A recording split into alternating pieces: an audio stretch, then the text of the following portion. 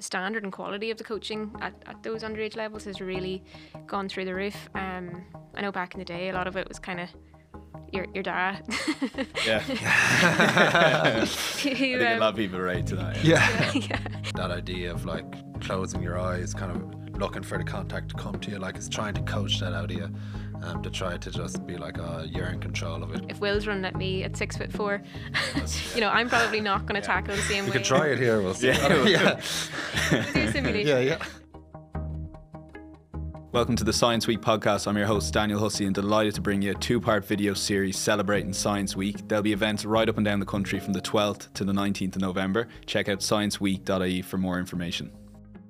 Today's episode, we're going to be looking at the tackle in rugby, and I'm going to welcome along Catherine Dane, Ireland rugby player and contact skills coach with Ulster, but also doing a PhD looking at the tackling in the women's game specifically, and Will Connors, professional rugby player with Leinster and PhD student in Trinity, also looking at ways to make the rugby safer as a whole and tackle as well. So, Will, I'll start with you with that $1 million question. We're post-World Cup here. Yeah. How is rugby doing in safety-wise? Because it's been a huge debate over the last few years. Yeah, there's obviously a huge amount to talk around it. It's become probably the forefront of many people's minds, but there's a huge amount of work being done around it. Even World Rugby have highlighted it as being an area that they're really driving to firstly get coaches on board with the techniques, with kind of, you see the laws coming in, the lowering tackle heights across. You see it in the AIL, the RFU are doing it, the French Federation. So that's the first step really for them. But it's also, you're starting to see how that research that people are talking about is starting to feed now even into the professional game. You see coaches getting a lot more on board with it. And that's it's great to see that, because the research has shown that there is a lot of positivity in how you can approach the tackle. Definitely lowering that body height. The body height has been something that's been shown to be a bit safer. So no, it's in good stead, and it's great to see the federations all working together to make it safer, because it'd be a shame to ever have to pull it away from the game, the tackle, because it's the beauty of it. But again, it is rugby, isn't it? It is rugby, and it's we've talked about before. It's a skill, and the more we work at that skill, the more we kind of encourage kids from a younger age to work it as a skill, like passing the ball off your left and right hand, the greater it's going to be for the game, and the safer it'll be overall. Catherine, how have you found it? You've obviously taken a step into coaching and hopefully be back playing soon, hopefully next year. So how have you found the tackle and safety as a whole in rugby over the last couple of years? Definitely, it has come to the forefront of people's awareness. It is definitely at the forefront of performance for coaches, and I think in the women's game anyway, they're spending a lot more time coaching it and making sure that players have enough exposure and loading in that area. I know in the women's game it's a slightly different playing context, so maybe we're starting the game a little bit later than guys, so we mightn't have that initial kind of build up to getting really competent and confident with that skill. But I know as the game becomes more professional that it is something that coaches are taking their time with, and making sure that players are kind of physically, technically and psychologically ready to perform it. And I think that's leading to better tackle behaviours and just better outcomes. Yeah, you mentioned the women's game, because I actually wasn't aware of this, and you're doing your PhD in it, the differences between women's tackling and technique and the men's. Can you talk to us a little bit about that? Yeah, I suppose I've got a biased position on this, but I know for myself, my own experience growing up, I played with the boys at mini rugby level, and then I had nothing available to me till I got to adult rugby, and I suppose I was noticing that most women who play rugby start in college or senior rugby, and they don't really have that foundation in this is how we tackle and this is how we wrestle and do this sort of stuff. So I thought this is a really interesting area. Like we've got law changes coming in, and we've got tackle safety programs and coaching programs in place. I wonder how much of that is actually specific to women's game and what their training requirements are. So that's why I wanted to kind of study it a little bit in the women's game and see if we could help make it a bit more streamlined and nuanced for women. Yeah, because I wasn't aware of those differences, and I guess the technique ultimately, well, to maybe simplify technique as a whole in both men's and women's rugby, is that lower rugby tackling technique. Now you did a lot of work on your techniques. Can you tell us a little bit about what you did and where you're at now in terms of lower body position for that tackling, and which will ultimately be safer for rugby players. Yeah, like my kind of journey started, I had a knee injury to my ACL, and had a lot of time to reflect. So at the time, our contact skills coach was Hugh Hogan in Leinster, and he, myself and him took on, he was very involved in kind of the research. He actually started his own PhD at the time as well, but he started, we started working together on a one-on-one basis. I'm working on my tackling technique and really basic stuff, and then started working it up and working it up. And I came back from that, and from a performance point of view, it drove on my game. I felt like my tackle had improved hugely, but as well from a like safety and confidence point of view, it again improved hugely. So that was where I was like, okay, well, like this is a skill that's something that we haven't really focused on at such a in-depth level, that like I'd seen the fruits of and the benefit of doing it at a consistent level.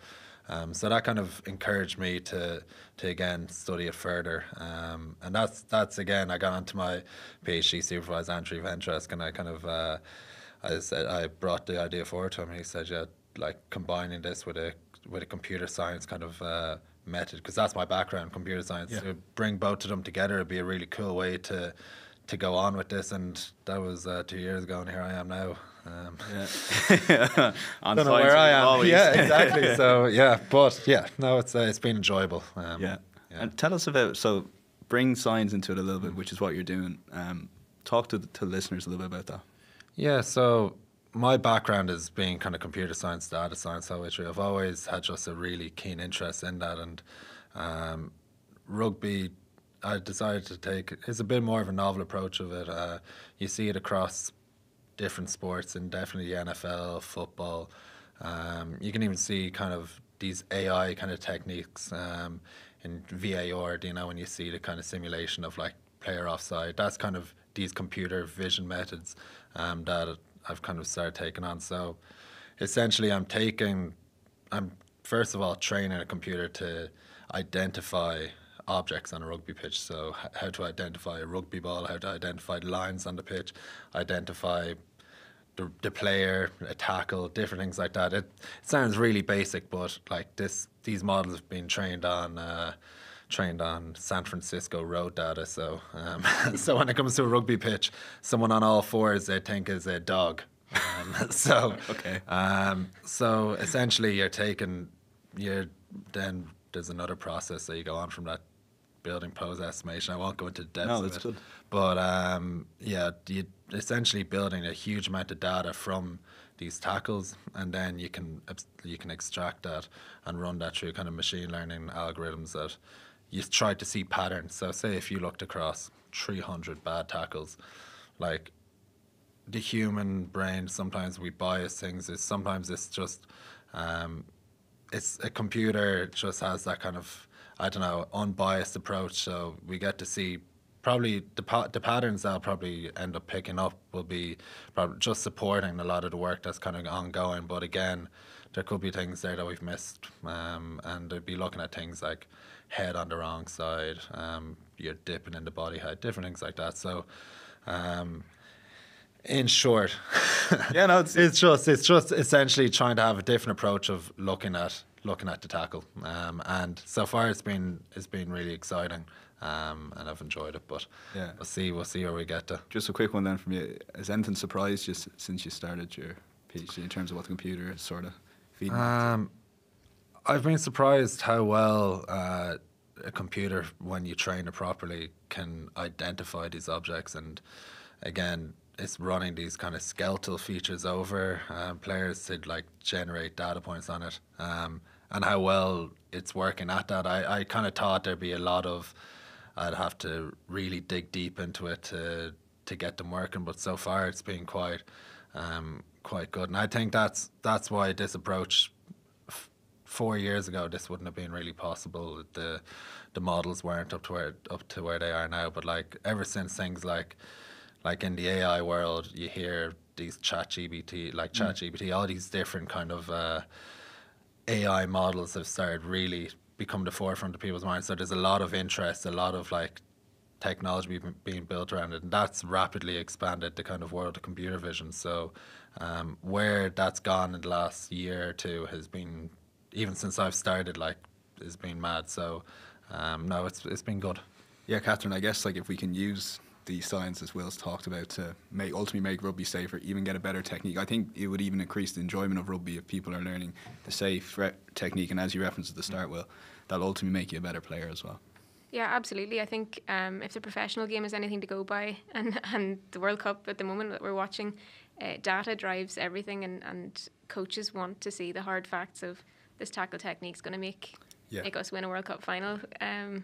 And that's what it boils down to. And if that tackle technique helps teams win, but also helps keep players safe, they're going to implement it. So I think these data science techniques are absolutely invaluable, and it's definitely brought on the research world leaps and bounds as well. I know myself, I'm a physiotherapist also by trade, so my research is kind of the more boring, like book traditional approaches to research with reviews and things. And I've been very lucky to collaborate with Will and his team in Trinity, and it's really opened my eyes to the opportunities and possibilities that we have to really use AI and the data science to kind of leverage our research a little bit better and make it a bit more real world applicable for coaches and practitioners in practice. So give us, how have you found the collaboration so far between the two of you guys? And is there, again, similar to what I asked, is there surprises coming out? Like,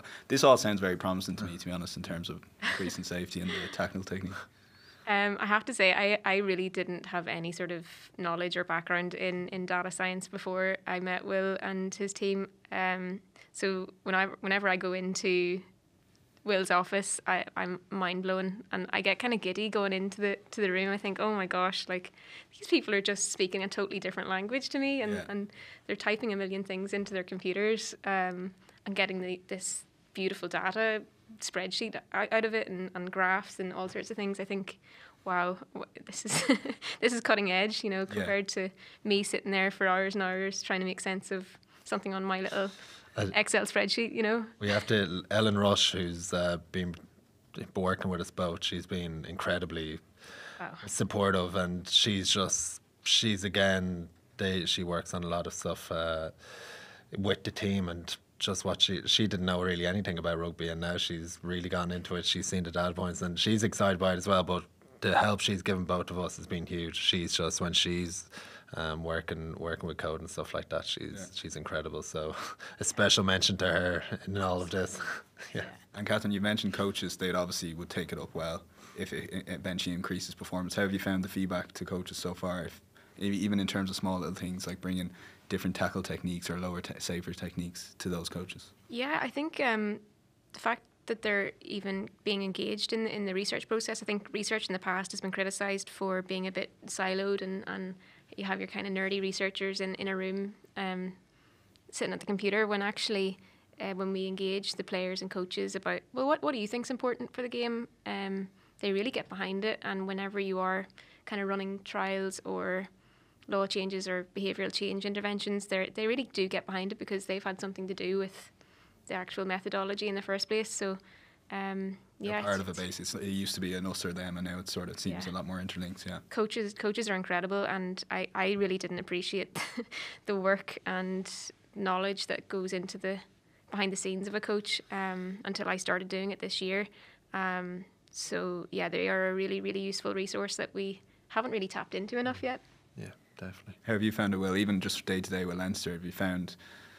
Would you like bring your or help your other teammates in terms of tackle technique? Is that a sort of tricky situation for you to be in? Obviously, if it's one of your peers, No, I'd never approach anyone on it. But in fairness, hands like Ryan Baird and a few lads have been through the last year or two have kind of come to me, and we've been working on more critiquing both of our tackle techs, trying to figure out how. He'd watch me do a few shots, I'll watch him do a few shots, and it works in that kind of process. But then Sean O'Brien, he came into Leinster there in the last year or two, and he's been he's been really engaged in the kind of research area of it, because again he's seen the benefit of not just being a safer tackle, and that from a professional point of view, it's a huge like to lose players through obviously concussion stuff. Not only is it like terrible for the medical side of the game, but like from even you're in a big game, and if players are like, it's just a poor performance as a result of a bad tackle, you know, it jeopardizes the team. So like he's been working really closely with the research to again improve people's tackle techniques, but again the performance of that as well, where people are now getting better shots. So it has been, there's, you know, a better tackle is a safer tackle. You know, so they both work in tandem, which I found anyway.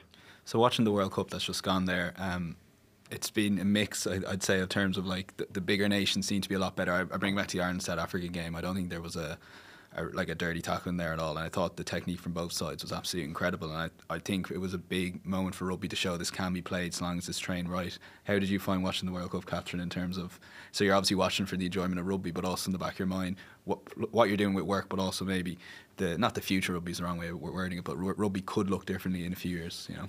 Yeah, I thought it was a real win for rugby and for all the researchers and coaches behind the scenes, thinking, wow, this is like testament to all the work that's been done, that this is what world-class rugby can look like, and it's safe, and there's no yellow or red cards, and this is like the highest stake game going. So it was a huge win. I was thrilled. Will, what did you make of it? Because I agree with Catherine in terms of there seemed to be better technique from the bigger teams in general anyway. And even the overriding thought of it after as well was the physicality of it. It was a proper intense test match, yet it was done at a really good level of like, you know, the tackle was really safe. Like everything was, you know, top level at that end. So like when you see games like that go through, it's you know, it is a breath of fresh air, and it's where rugby is going at the moment, which is great. I think you know, it's been not a slow process, but it takes time to change, to get change across the game, and you can see it coming through. Definitely, like the RFU have been huge on driving it. Obviously, the South African rugby have been big on driving it. Sharif Hendricks is from South Africa, and he's been pushing that hard. Another big researcher in the game. So you can see now it's starting to drip into the professional game, and it's now how we filter that down to the amateur game, how we get it down to even underage level, and it just keeps growing from there. So talk to us a bit, Will, about the underage in general. What sort of differences or steps, say, because obviously there are still concerned parents that, you know, faced with a decision of where to send their kid to what sport, for example, and how safe every sport is. What changes have been made in terms of the underage or the amateur that would kind of put their parents' minds at ease for that sort of question? So at the amateur level, they've brought down the tackle height, which they've seen there is a reduction in head collisions and things like that, which people are obviously, that's where the worry is. So that's been the first kind of movement there, and even through the coaches kind of as they're being trained now for even those underage levels, the tackle is being really pushed to get in touch with the research element of it, you know, practicing like old techniques that we would have been taught when we were young. I remember being on your knees and having a kid run at you and you're kind of falling back with the tackle. Like they've all been kind of pushed aside, and it's been more coaching like to how it is happening. You know, you're standing even at an underage level, like someone's coming at you, you're both going forward. It's to practice that, because they found, you know, with being on your knees, that's never going to be the case in a game. And also you're practicing bad habits where you're not dipping your torso. So you can see across the game from an underage level, they are really pushing hard at the coaches level to drive it as a skill. Again, like passing, like all these kind of skills you need to keep going on. Would you agree with that? That's kind of yeah, absolutely. I think I remember those days of tackling on my knees and thinking, God, I'm not really doing a good job here. Or, you know, you'd still end up grabbing them by the jersey and swinging them around. It wasn't really good for building good technique. But these days as well in Ireland, I think the standard and quality of the coaching at those underage levels has really gone through the roof. I know back in the day, a lot of it was kind of your dad. Yeah. I think a lot of people relate to that. Yeah. And like, there's nothing wrong with that. And some dads are amazing. But I know that most dads and things now go through a big education process. So this is the way that we want the game played. And this is the, there's a safety and performance point of view, and I think the quality and standards of everything that we're doing in rugby from that underage level has gone so good. But it sounds to me like it's even a more fun and enjoyable sport to learn at like 7 or 8 years of age, tackle technique, instead of, like you touched on, Will, falling down on your knees. But it does sound like it more enjoyable, which again goes back to we're making more safe, but it's a more enjoyable sport to learn and to play then as a result, you know. And that's kind of what they found as they, again, lowering the tackle height. They found the game, there's more offloads in it. It seems a more exciting game. Like, whether the lowering the tackle height is going to be the answer, there could be other factors that come into play. Again, these are all trials that they're doing, but so far you see it across the different federations. It's been going well. So, like for kids playing that game, I remember when I was younger, you wanted to kick. I think it was like under 10s was the first time we got to kick. So now bringing in the tackle is going to be that more exciting element of it. From a younger age, kind of getting to practice it, build it as a skill. Yeah. And then specifically on the technique, Catherine, in terms of, so say underage, and you touched on a lot of it, Will, already. So it's just to simplify it maybe for people at home that haven't played rugby before. Is it, by and large, is it like lowering your body to tackle? As a result, like what does a good tackle look like versus, say, a bad tackle? Is it as simple as high and low? There's obviously a lot in it, and $1 million question. How long do you have? It's a pretty complex skill, and I know that we kind of, in research terms, we break it down into kind of pre-contact, contact, and post-contact, and what you're doing in those moments. And I like, for me, the pre-contact stage is almost as important as the making contact, and I think you're getting yourself into a really good position. You're not letting the ball carrier dominate the collision. You're kind of making the decision on, this is what I want to do, and I'm going to put the ball carrier here or there. I think breaking the tackle down into those different stages really helps. Stages of the actual tackle, yeah. Because sometimes what happens is you could be the best tackler in the world and the strongest guy in the world, but if you don't actually square up and sight where you're going to put your head or shoulder for that tackle, that's where things break down. Height comes into it, but it's also kind of the dip time as well. I know you've been working quite a bit on torso and stuff. Will, do you want to talk about that? Yeah, like you can see where, I suppose, those suboptimal tackles come into play is where you see people drop their legs, but they don't actually drop their torso. So there's a drop, but they still stay up high and they still expose themselves to a shoulder, to the head. So it's trying to marry it all together. So when you drop your knees, you're dropping your lower body, you're also dropping the height of your upper body, your torso. And again, that's what I found has been a really important thing, the sighting, I think, like keeping your eyes up. Even from the youngest levels, it's like that idea of like closing your eyes, kind of looking for the contact to come to you, like it's trying to coach that out of you. To try to just be like, oh, you're in control of it, because it's when you close your eyes, you dip your head, is when you become kind of out of control. And that's when it becomes a bit of a, not a 50-50, but you're it's not as good a tackle. So different area, like it's hard to summarize it all into one, but there's so much to it. There is a lot to it, but again, like you said, sighting it, being confident in that skill, being able to go forward and actually meet the tackle, not letting someone come onto you, because small factors like that kind of jeopardize you a little bit. And that is like what you were saying there about, again, going after a tackle, and you see people, I found now, making sure that you're training both sides, your left to right side, because people, even in the professional game, favour one side, and they'll come out of the line hard to go whack someone, and last minute they'll shunt their whole body to favour their right or their left shoulder, and in the context of that tackle it might make sense. And again, it's not as good a tackle, they probably lose the collision, but also they put themselves in a poor position from an injury point of view. So there's a lot to it. Loads to it, and what looks good in a textbook won't actually be realistic to real life tackle situations. So if Will's running at me at 6'4", I'm probably not going to tackle the same way. You can try it here, we'll see. We'll do a simulation. Yeah, just to show you why it won't work.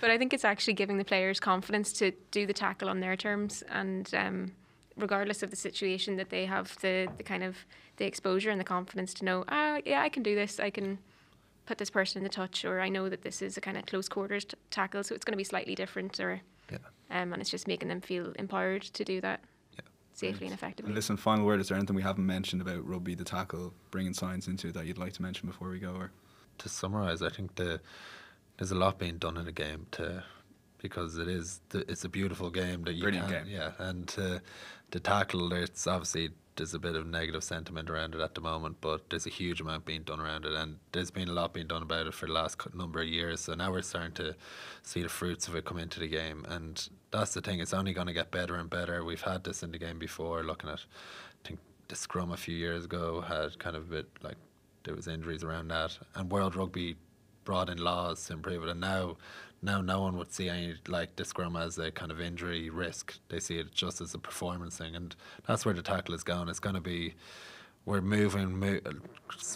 slowly we're moving away from the injuries, and we're starting to see it as a performance parameter. So we just need to keep growing. Yeah, it's really exciting. Loads of innovation thanks to Will's data science stuff. looking forward to hearing how that finishes out.